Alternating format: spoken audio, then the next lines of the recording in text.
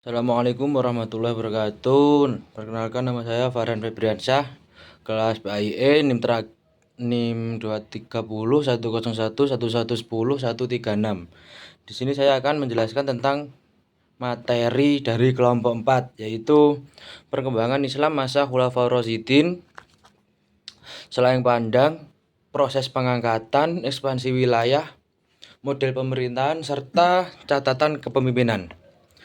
Baik, yang pertama yaitu kepemimpinan Khulafaur Rasyidin Abu Bakar. Abu Bakar As-Siddiq sendiri adalah salah satu tokoh dalam sejarah Islam. Dia adalah salah satu sahabat terdekat dan pertama yang memeluk Islam setelah Nabi Muhammad SAW. Di antara selayang pandang Abu Bakar As-Siddiq, yaitu yang pertama Khalifah pertama. Setelah wafatnya Nabi Muhammad itu, Abu Bakar langsung terpilih menjadi sebagai Khalifah pertama umat Islam. Pemilihan ini menunjukkan tingkat tinggi kepercayaan dan kehormatan yang diberikan kepadanya oleh umat Islam. Lanjut, kepemimpinan adil. Abu Bakar dikenal sebagai orang yang berkepemimpinan adil, sahabat yang paling dekat dengan Rasulullah dan selalu siap membantu dan mendukung Nabi dalam misi dan dakwahnya, bahkan dalam situasi yang paling genting sekalipun. Lanjut, tentang proses pengangkatan Khalifah Abu Bakar As-Siddiq. Pengangkatan Khalifah Abu Bakar As-Siddiq radhiyallahu anhu ini terjadi di Saqifah Bani Saidah, sebuah tempat pertemuan terkenal di kota Madinah. Saat proses pengangkatan, terpilihnya Abu Bakar terjadi debat panas yang kurang mengenakan antara kubu Muhajirin dan kubu Ansor. Kaum Ansor sebagai penduduk asli Madinah mengklaim bahwa mereka memiliki lebih banyak andil dalam menyiarkan Islam. Karena itu menunjuk dan akan mengangkat Sa'id bin Ubadah sebagai pengganti Rasulullah SAW yang akan memimpin umat Islam. Lalu lanjut ke model pemerintahan Abu Bakar As-Siddiq. Abu Bakar menggunakan model pemerintahan yang monarki, seperti sistem kerajaan, dengan Abu Bakar bertindak sebagai khalifah atau pemimpinnya. Bedanya dengan sistem monarki pada saat ini adalah bahwa sistem pewarisan keturunan yang berdasarkan pada garis nasab keturunan tidak berlaku bagi pemerintahan Abu Bakar. Jadi tidak seperti kerajaan sekarang, yaitu yang dari ayahnya turun ke anaknya, turun ke cucu, cicit, dan seterusnya. Begitu. Abu Bakar selama memimpin pemerintahan Islam, meskipun masih dalam tahap yang sederhana, telah berusaha menggunakan 3 cabang kekuasaan, yaitu eksekutif, legislatif, dan yudikatif. Yaitu lembaga eksekutif dulu, yaitu tentu saja dipegang langsung oleh Abu Bakar sebagai seorang khalifah pemimpin umat. Tugas-tugas secara yudikatif itu didelegasikan kepada para sahabat, baik untuk melaksanakan tugas-tugas pemerintahan di Madinah maupun pemerintahan di masing-masing wilayah. Selain itu, beliau juga mengangkat beberapa orang sebagai pemimpin pemerintah di kota-kota tertentu. Sebagai contoh, Abu Bakar menunjuk Umar bin Khattab sebagai qadhi di Madinah yang akan menyelesaikan berbagai macam perkara hukum. Jadi persoalan ini tidak ditangani oleh Abu Bakar sendiri, melainkan dibantu oleh sahabat-sahabat yang lain. Lalu Abu Ubaidah menjadi pengurus Baitul Mal, Ali bin Abi Thalib radhiyallahu anhu, Utsman bin Affan dan Zaid bin Sabit sebagai sekretaris, Uttab bin Usaid sebagai amir kota Mekah, dan sahabat-sahabat lainnya menjadi orang-orang pemimpin-pemimpin di kota-kota lainnya. Lanjut, ekspansi wilayah Abu Bakar As-Siddiq. Abu Bakar As-Siddiq ini berhasil memperluas wilayah Islam sampai Abu Bakar As-Siddiq ini berhasil menaklukkan atau menyebarluaskan wilayah Islam sampai beberapa negara. Yang pertama adalah Persia. Negara Persia ini di bawah kepemimpinan Abu Bakar, pasukan Islam berhasil menaklukkan sebagian besar wilayah Persia.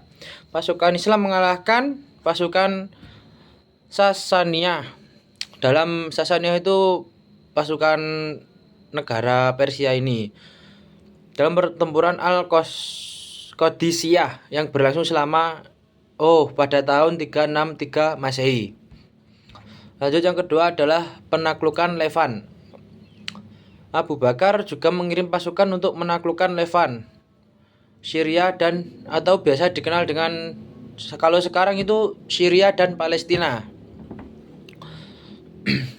Dan berhasil merebut Damaskus dari kekaisaran Bizantium pada tahun 634 Masehi. Yang ketiga adalah penaklukan Mesir. Di bawah kepemimpinan Abu Bakar, pasukan Islam juga melakukan kampanye militer ke Mesir dan berhasil ditaklukkan pada tahun 639 Masehi. Lalu penaklukan wilayah Arab. Ini sebagian besar wilayah Arab ya, termasuk menaklukkan beberapa suku yang memberontak setelah kematian Nabi Muhammad SAW. Dan yang terakhir adalah catatan kepemimpinan Abu Bakar As-Siddiq. Catatan kepemimpinan Khalifah As-Siddiq sebagai khalifah pertama mencangkup beberapa hal penting, yaitu penyatuan umat dan pemberantasan pemberontakan, ekspansi wilayah yang terjadi besar-besaran itu, lalu penegakan hukum, yang dimana Abu Bakar ini berhasil menegakkan hukum Islam dengan tegas dan adil. Dia memastikan bahwa hukum-hukum Islam ditegakkan dengan konsisten di seluruh wilayah kekuasaannya, sehingga memperkuat otoritas Islam di masa lalu. Lalu keadaan sosial, konsolidasi keuangan, dan yang paling penting adalah yang paling dihormati adalah kesetiaan kepada Nabi Muhammad. Yaitu Abu Bakar selalu menunjukkan kesetiaannya kepada Nabi Muhammad maupun pengabdian yang tak tergoyahkan sedikit pun. Bahkan beliau mengajak teman-temannya, kalau dibilang zaman sekarang itu bahasanya teman-temannya, untuk memeluk agama Islam pada zaman terdahulu, pada zaman jahiliyah. Dan lanjut yang kedua adalah era kepemimpinan Umar bin Khattab.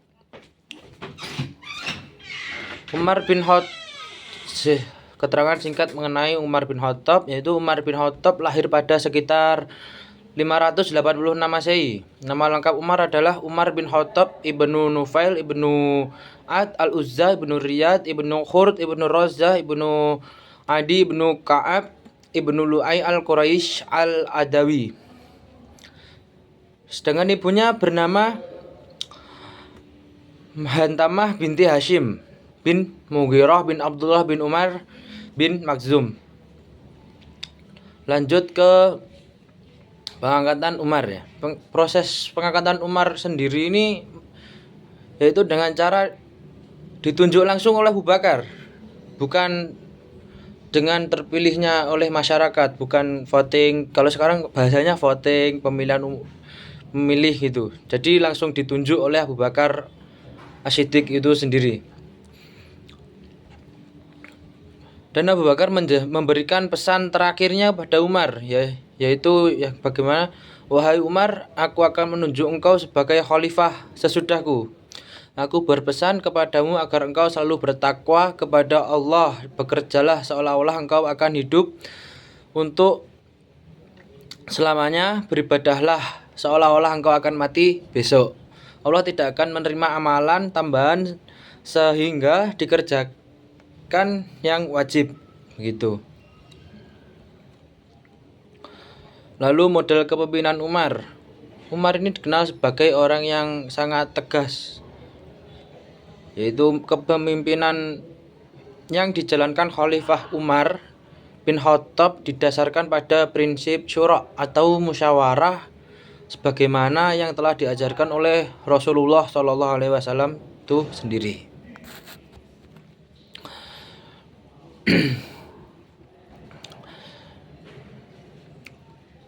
Pemerintahan Umar telah mewariskan perkembangan Islam hingga saat ini dengan dipatuhi dalam bidang hukum, salah satunya hukum, politik, pemerintahan, dan sosiologi. Demokrasi yang diajarkan oleh Umar berupa demokrasi rakyat dengan mendengarkan langsung keluhan masyarakat. Beliau mengunjungi kampung-kampung, kalau biasa kampanye itu bisa disebut dengan belusukan gitu, dengan cara menyamar sehingga identitasnya sebagai khalifah itu tidak diketahui dan mendapat informasi yang sebenarnya tentang penderitaan rakyatnya. Salah satu penggagas negara hukum Madinah adalah Umar dengan wawasan dan pengetahuan berdasarkan prinsip-prinsip Islam. Lalu yang ketiga adalah ekspansi wilayah pada masa Umar bin Khattab. Masa Khalifah Umar bin Khattab merupakan masa peperangan dan menaklukkan yang selalu dimenangkan oleh kaum muslimin. Kedaulatannya meluas sampai mendekati Afghanistan dan Cina sebelah timur, Anatolia dan Laut Kaspia di sebelah utara Tunis dan sekitarnya, dan Afrika di bagian barat dan kawasan Nubia. Lalu penaklukan yang berhasil dilakukan pada masa Khalifah Umar bin Khattab meliputi pertama itu penaklukan di Syam dan Mesir. Pasukan yang dipimpin oleh Abu Ubaidah bin Jarrah berhasil menaklukkan satu demi satu wilayah kekuasaan Romawi. Lanjut, yaitu yang terakhir catatan kepemimpinan Umar bin Khattab. Kepemimpinan Umar bin Khattab ini dicatat sebagai sejarah sebagai orang yang pertama kali mendirikan camp-camp militer yang permanen, pos-pos militer di daerah perbatasan, mengatur berapa lama seorang suami diperbolehkan pergi berjihad, meninggalkan istrinya yaitu kurang lebih 4 bulan. Dan Umar sendiri dijuluki dengan Al-Faruq, yaitu juga orang pertama kali memerintahkan panglima perang untuk menyerahkan laporan secara terperinci mengenai keadaan prajurit dengan membuat buku khusus untuk mencatat para prajurit dan mengatur secara tertib gaji tetap mereka, mengikut sertakan dokter, penerjemah, dan penasehat dan yang khusus menyertai pasukan. Terima kasih. Lanjut ke era kepemimpinan khalifah yang ketiga, yaitu Khalifah Utsman bin Affan. Utsman bin Affan ini dikenal bernama lengkap yaitu Utsman bin Affan Al-As bin Umayyah bin Abdus Syams bin Abdi Manaf bin Kusi bin Kilab bin Murrah bin Ka'ab bin Lu'ay bin Ghaib Al-Quraisy Al-Makki Al-Madani Abu Amr. Selain dikenal dengan Abu Amr, dia juga dipanggil dengan nama Abu Abdullah dan Abu Laila. Utsman bin Affan dilahirkan pada tahun ke-6 tahun Gajah. Ibunya bernama Arwa binti Quraisy bin Rabi'ah bin Habib bin Abdusyam. Sementara nenek dari ibunya bernama Al-Baida binti Abdul Muthalib bibi Rasulullah SAW, yakni saudari kembaran Abdullah ayah Rasulullah SAW, dan ia merupakan salah seorang yang menerima Islam di awal perjalanan dakwah Islam. Utsman mendapatkan gelar yaitu Zunnurain, pemilik dua cahaya, karena menikahi dua putri Rasulullah Shallallahu Alaihi Wasallam. Lalu pengangkatan Khalifah Utsman bin Affan. Utsman bin Affan ini diangkat sebagai khalifah dengan pemilihan dan yang memakan waktu selama kurang lebih 3 hari, dan memerintahkan dan para anggota majelis syuro itu melakukan musyawarahnya di salah satu rumah para anggota. Lalu Utsman bin Affan terpilih menjadi khalifah ketiga berdasarkan suara mayoritas dalam musyawarah tim formatur yang anggotanya dipilih oleh Khalifah Umar bin Khattab menjelang wafatnya.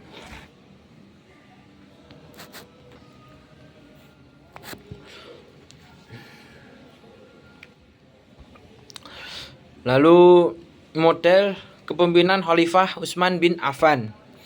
Utsman bin Affan memerintah selama 12 tahun.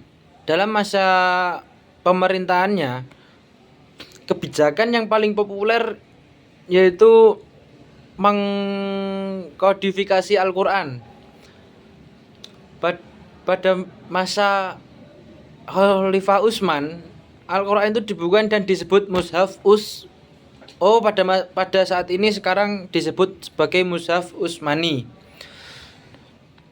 Pada masa Khalifah Utsman, wilayah kekuasaan Islam semakin meluas. Perbedaan wilayah dan suku membuat bacaan Al-Quran mereka semakin beragam. Setiap daerah atau setiap negara itu memiliki bacaan sebagaimana yang diajarkan oleh sahabat Nabi yang diutus di berbagai wilayah.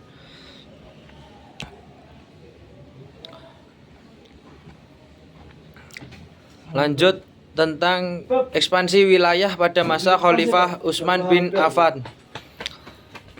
Lalu salah satu pencapaian Utsman adalah ekspansi wilayah kekhalifahan dengan menaklukkan wilayah-wilayah baru seperti Khorasan, Mesir, sebagian besar wilayah Persia.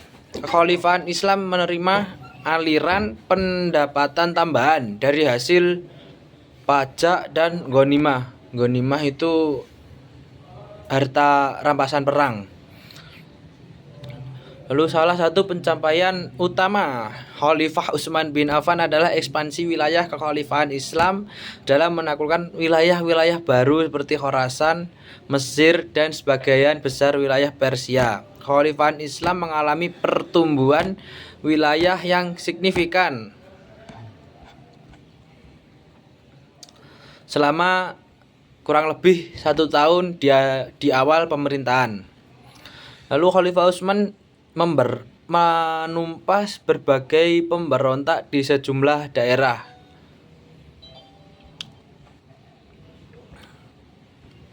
Dan yang terakhir, catatan kepemimpinan Khalifah Utsman bin Affan. Sistem Pemerintahan Utsman bin Affan berlangsung selama 12 tahun, dibagi menjadi 2 periode. 6 tahun pertama merupakan pemerintahan yang bersih dari pengangkatan kerabat sebagai pejabat negara. Sedangkan pada periode kedua, tahun terakhir merupakan periode pemerintahan yang tidak bersih dari pengangkatan kerabat sebagai pejabat negara gitu. Lalu yang terakhir dari pembahasan kita adalah era kepemimpinan Ali bin Abi Thalib. Dapat diketahui Ali bin Abi Thalib itu merupakan seorang sahabat yang memiliki peran penting terhadap peradaban Islam melalui kepemimpinannya yang sangat memberikan pengaruh besar terhadap perubahan umat Islam. Ali bin Abi Thalib ini merupakan sepupu serta menantu dari Nabi Shallallahu Alaihi Wasallam, yang berarti suami dari Sayyidah Fatimah Az-Zahra, putri Rasulullah. Pada masa beliau menjadi khalifah keempat, yang dikenal sebagai era menentang atas adanya pengelompokan dan pembagian politik, ekonomi, dan sosial yang ada di era khalifah sebelumnya. Lalu lanjut ke proses pengangkatan bin Abi Thalib sebagai khalifah. Ali bin Abi Thalib diangkat menjadi khalifah setelah peristiwa tragis kematian Khalifah Utsman bin Affan, yaitu Khalifah Utsman dibunuh pembunuhan Utsman itu menandai puncak periode ketegangan dan konflik dalam umat Islam pada masa itu. Utsman, seorang khalifah yang dihormati, diserang oleh sekelompok pemberontak yang menentang kebijakan dan pemerintahannya. Akibatnya umat Islam terpecah menjadi dua kubu yang saling bertentangan, pendukung Ali bin Abi Thalib dan para pemberontak. Begitu. Ali bin Abi Thalib yaitu seorang sahabat dekat Nabi Muhammad dan juga menantu dari Nabi. Itu menjadi pilihan alami bagi banyak orang. Kualitas kepemimpinannya, pengetahuannya tentang Islam dan kedekatannya dengan Rasulullah membuatnya menjadi figur yang sangat dihormati dan dianggap layak untuk memimpin umat Muslim. Lalu proses pemilihan khalifah tidaklah mudah. Terjadi pertemuan-pertemuan dan musyawarah antara berbagai pihak yang memiliki kepentingan dan pandangan yang berbeda. Namun, akhirnya mayoritas masyarakat dan tokoh-tokoh penting setuju bahwa Ali adalah pilihan yang paling tepat untuk memimpin umat Islam. Meskipun ada beberapa sahabat Nabi yang menolak untuk membaiat Ali, mayoritas masyarakat telah memberinya dukungan dan kepercayaan.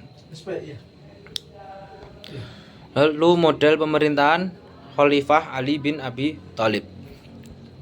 Ali bin Abi Thalib ini masa ditandai dengan kecerdasannya dan upaya kerasnya untuk membangun sistem pemerintahan yang demokratis. Meskipun menghadapi tantangan politik yang serius selama 6 tahun pemerintahannya, Ali berusaha menciptakan pemerintahan yang transparan, berwibawa, dan adil. Salah satu langkah penting yang diambil oleh Ali adalah mengembalikan harta yang sebelumnya dibagikan oleh Khalifah Utsman kepada pejabat-pejabatnya sebagai upaya untuk mengurangi korupsi untuk memulihkan kepercayaan masyarakat terhadap pemerintahan. Selain itu, Ali juga mengirim surat kepada para gubernur dan pejabat daerah lainnya.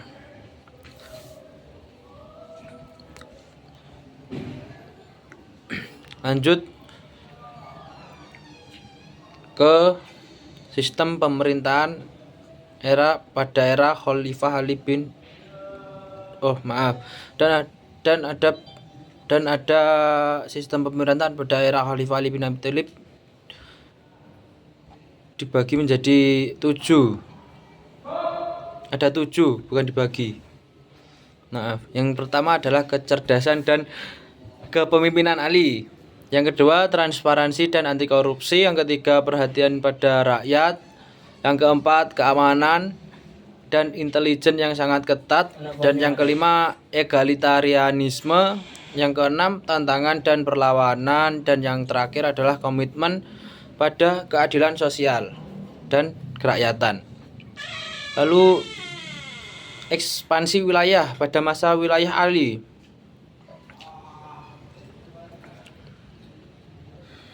Yaitu Ali berhasil memperluas kekhalifahannya ke wilayah-wilayah strategis seperti Mesir, Armenia, Azerbaijan dan sebagian Kaukasus. Penaklukan Mesir terjadi pada tahun 658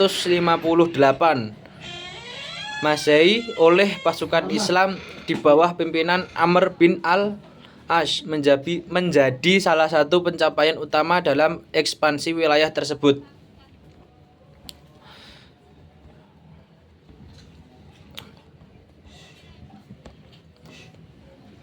Baik, terima kasih. Itulah dari presentasi saya dari materi kelompok 4, yaitu perkembangan Islam masa Khulafaur Rasyidin, selayang pandang, proses pengangkatan, model pemerintahan, ekspansi wilayah, dan catatan kepemimpinannya. Kalau ada kurang lebihnya mohon maaf. Assalamualaikum warahmatullahi wabarakatuh.